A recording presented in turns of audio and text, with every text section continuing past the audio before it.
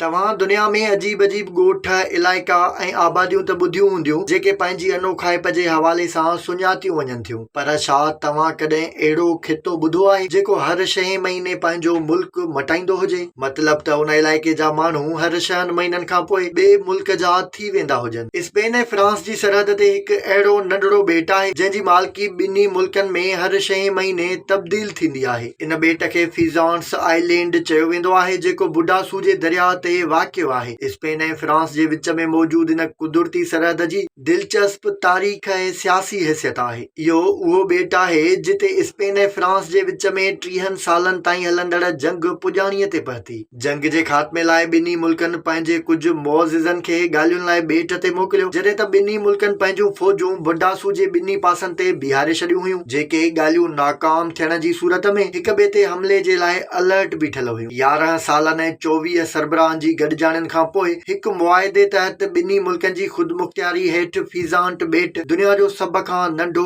गॾियल मिल्कियत वारो ॿेट बणिजी वियो। इहो उहो ई ॿेट आहे जिते फ्रांस जे बादशाह लोइस स्पेन जे बादशाह फिलिप जी धीउ मारिया थ्रीसा सां शादी कई।